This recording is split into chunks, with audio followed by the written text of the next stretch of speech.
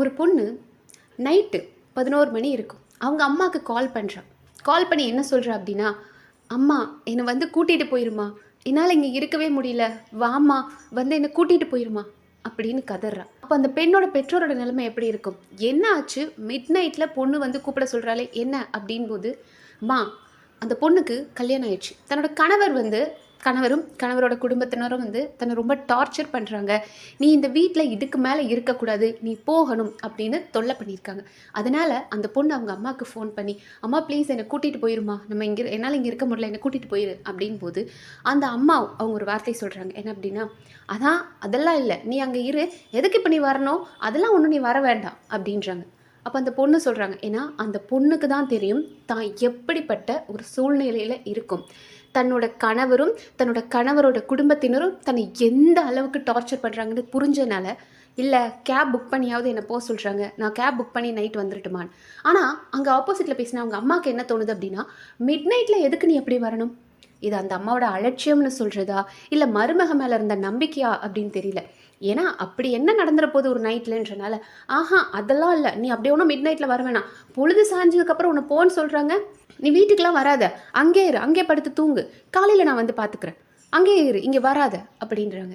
ஆனால் அந்த அம்மாவுக்கு தெரியாத ஒரு விஷயம் என்ன அப்படின்னா, அதுதான் அவங்க பொண்ணை அந்த குரல் இருக்கு இல்லையா, அந்த குரல் கடைசியாக அவங்க கேட்ட குரல் தான் அவங்க பொண்ணு ஒரு நல்ல நிலைமையில் இருக்கிறதுக்கு போது அவங்க கேட்ட குரல் அப்படின்றது தெரியாது. ஒருவேளை தெரிஞ்சிருந்தா அம்மா அப்போவே அடித்து பிடிச்சி ஓடி போய் தன் பொண்ணை காப்பாற்றிருப்பாங்க.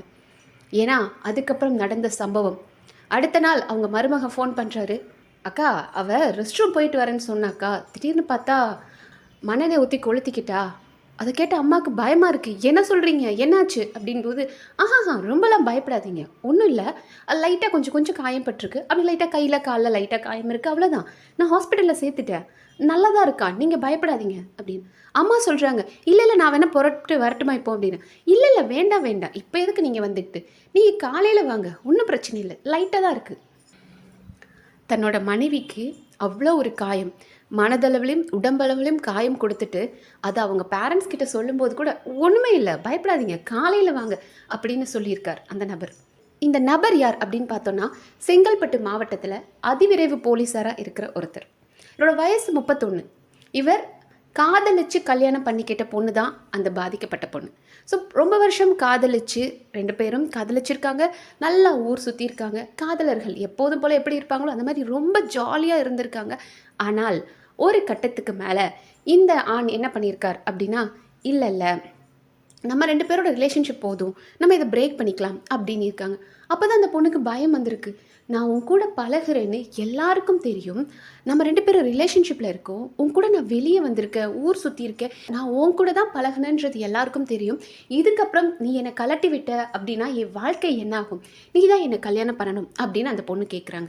நம்மளுக்கு பக்கத்தில் வந்து இந்த பக்கத்து வீட்டுக்காரங்கன்றவங்க 1008 சிசிடிவியை விட பெரிய ஆளாக இருப்பாங்க. ஏன்னா சின்னதாக ஒரு விஷயம் நடந்தால் கூட அது ஊதி பூதாகரமாக்கி, அவன் இவன் கூட போனான், அவன் கூட போனான் அப்படின்னு பேசுகிற நபர்கள் நம்ம பார்ப்போம். அப்படி இருக்கும்போது இந்த பொண்ணு அந்த பையன் கூட தான் ஊர் சுற்றியிருக்கா, அந்த போலீஸ் கூட தான் சுற்றியிருக்கா அப்படின் போது, நாளைக்கு என் வாழ்க்கை என்ன ஆகும், நான் இன்னொருத்தனை கல்யாணம் பண்ணிட்டு நிம்மதியாக வாழ முடியுமா, எல்லாரும் என்னை தப்பாக பேசுவாங்களே அப்படின்ற பயத்தில் இந்த பொண்ணு போராடி பார்த்துருக்கா. ஆனால் அந்த ஆணுக்கு என்ன நினைப்பு அப்படின்னா, நாம தான் போலீஸ் ஆச்சு, நம்மக்கிட்ட தான் பவர் இருக்கே அப்படின்றனால, அதெல்லாம் உன்னை கல்யாணம் பண்ண முடியாது, போமா அப்படின்னு இருக்கார். ஆனால் இந்த பொண்ணு விடவே இல்லை. இந்த பொண்ணு போலீஸ் ஸ்டேஷன்லேயே போய் கம்ப்ளைண்ட் கொடுத்துருக்காங்க. இவன் என்னை காதலிச்சு என்னை ஏமாத்துறான், என் வாழ்க்கை இவனால் கேள்விக்குறியாகுது அப்படின்னு இருக்காங்க. ஸோ போலீஸ் அந்த கம்ப்ளைண்ட் எடுத்து விசாரிச்சிருக்காங்க, ப்ரூஃப்லாம் இருக்குது, 2 பேரும் ஒன்றா சுற்றின ப்ரூஃப் எல்லாமே இருக்குது, சேட்ஸ் எல்லாம் பார்த்துருக்காங்க. ஓகே, அவருக்கு அந்த போலீஸ்க்கு ஒரு அட்வைஸ் கொடுத்துருக்காங்க அவங்களோட மேல் அதிகாரிகள். இங்கே பாரு தம்பி, கெரியர் ஸ்டார்ட் பண்ணிகிட்ருக்க, ஒழுங்காக போ, உன் மேலே ஒரு கேஸ் அப்படிலாம் வந்துச்சுன்னா உன் லைஃபே காலி ஆயிரும், இந்த போலீஸ் கெரியர் அப்படின்றதே மறந்துருக்க வேண்டியதாக போகும், ஒழுங்காக அந்த பொண்ணை கல்யாணம் பண்ணிக்கோ அப்படின்னாங்க. அந்த பொண்ணுக்கு ரொம்ப சந்தோஷம், நம்ம ஆசைப்பட்ட மாதிரி நம்ம காதலிச்சவனே கல்யாணம் பண்ணிக்கிட்டோம், அவர் கூட ஒரு பெரிய போராட்டத்துக்கு அப்புறம் ஒன்று சேர்ந்துட்டோன்ற சந்தோஷம்.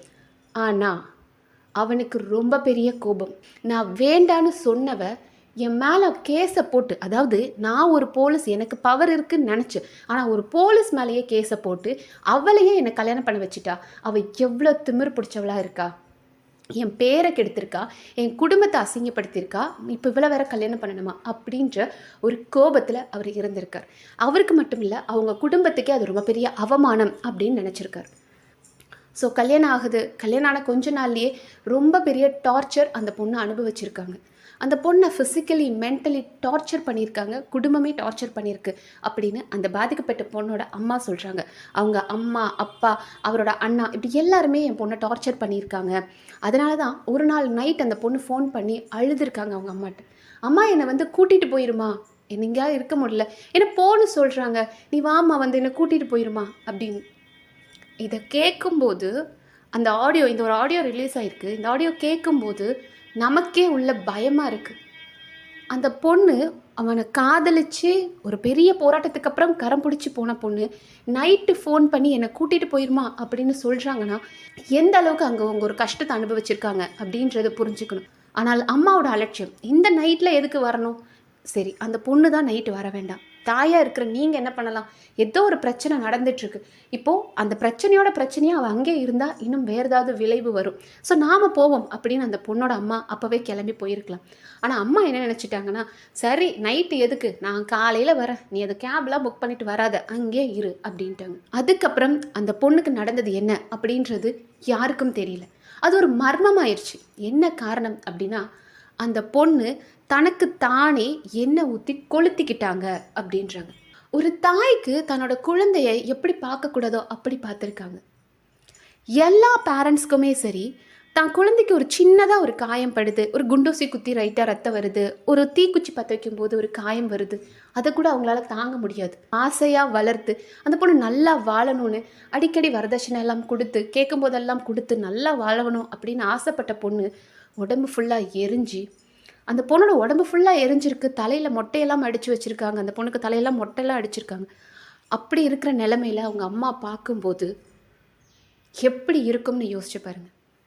உடஞ்சிட்டாங்க லிட்ரலி அவங்க அப்பா அம்மா. பிள்ளை என்ன இப்படி இருக்குது, ஏன்னா நேற்று அவன் ஃபோன் பண்ணி சொல்லும்போது என்ன சொன்னான், லைட்டாக இருக்குது, கையில் தான் லைட்டாக காயம்னா, பிள்ளை உடம்பே இப்படி இருக்குது அப்படின்னு பெரிய ஷாக்.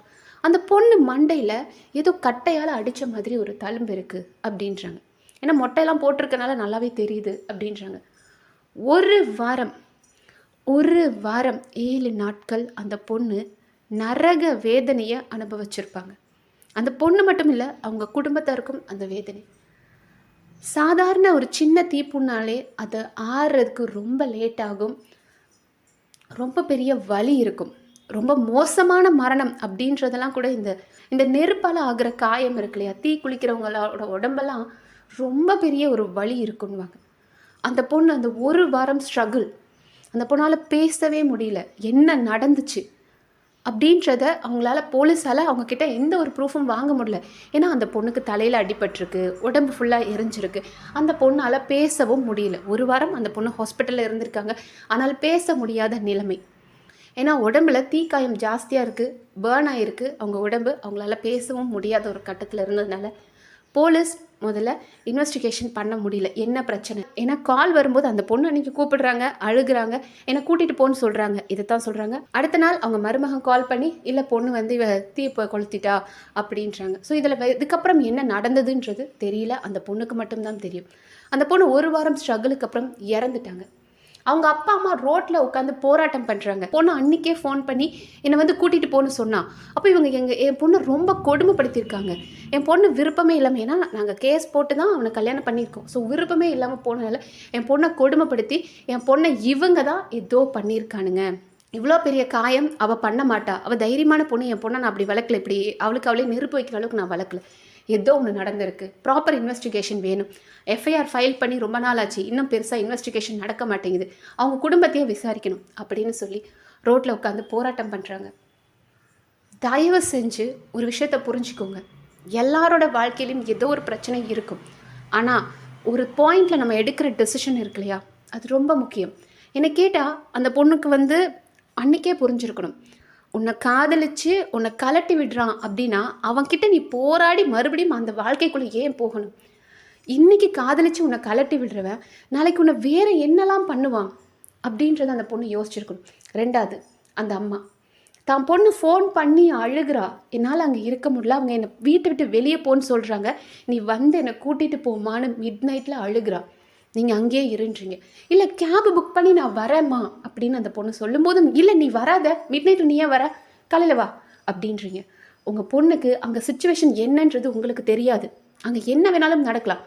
இதுக்கு மேலே அவங்க இருக்கக்கூடாது. ஒரு செகண்ட் இரு, நான் வந்துடுறேன், என்னன்னாலும் நம்ம பார்த்துக்கலாம் அப்படின்னு நீங்கள் ஒரு சப்போர்ட் கொடுத்துருந்துருக்கலாம். இதெல்லாம் ஒரு பாயிண்ட். இப்படிலாம் இருந்திருந்தால் அந்த பொண்ணு தப்பிச்சிருக்கலாம். ஆனால் அந்த கணவன் பண்ணது எவ்வளோ பெரிய துரோகம். ஒரு பொண்ணை காதலிச்சு ஆசை வார்த்தை கொடுத்து அவளை கல்யாணம் பண்ணுறேன்னு சொல்லி கடைசியாக அவனை ஏமாத்துற, மறுபடியும் நீ தான் வேணும்னு அந்த பொண்ணு உங்ககிட்ட வந்திருக்கா. காரணம் என்னென்னா, ஊர் அறிஞ்சிருச்சு, எல்லாருக்கும் தெரியும் இவன் உன் கூட சுற்றுறான்னு. நாளைக்கு இன்னொருத்தனை கல்யாணம் பண்ணி அந்த வாழ்க்கையை நிம்மதியாக வாழ முடியாது. ஆனால் அதுவே உன் கூட வாழ்ந்தேன்னா, ஏன் காதலிச்சவனே கரம் பிடிச்சிட்டுன்னு சந்தோஷமாக வாழலாம் அந்த பொண்ணு வந்திருக்கு. உன்னை நம்பி வர்ற ஒரு பொண்ணுக்கு நீ எப்படி துரோகம் பண்ண முடியும்? மிட் நைட் நீ எங்கே வேணாலும் போ, என் வீட்டில் இருக்காத அப்படின்னு சொல்கிறீங்களே, அந்த பொண்ணு எங்கே போவா? அவங்க அம்மாவும் வர வேணான்ட்டாங்க. அவள் நம்மளை நம்பி வந்தவ, கடைசி வரைக்கும் நம்ம தானே பார்க்கணும் அப்படின்றது இல்லை. அந்த பொண்ணுக்கு அவ்வளோ பெரிய தீக்காயம் இருக்குது. அந்த பொண்ணு ஒரு வாரத்தில் இறந்து போயிட்டாங்க. ஆனால் ஃபோன் பண்ணி சொல்லும்போது அவ்வளோ அசால்ட்டாக, அக்கா ஒன்றும் இல்லைக்கா, கையில் லைட்டாக பட்டிருக்கு, அதெல்லாம் ஒன்றும் இல்லை, நீங்கள் எதுவும் பயப்படாதீங்க அப்படின்றீங்க. அப்போது கொஞ்சம் கூட உங்களுக்கு அந்த உணர்வே இல்லை. அவங்களுக்கு இவ்வளோ பெரிய காயம் பட்டிருக்குன்ற உணர்வே இல்லாமல் நீங்கள் பேசியிருக்கீங்க. இந்த மாதிரி குற்றங்களுக்கெல்லாம் என்னதான் தீர்வு அப்படின்னு நீங்கள் என்ன நினைக்கிறீங்கன்றதை கமெண்ட் செக்ஷனில் சொல்லுங்கள். நன்றி.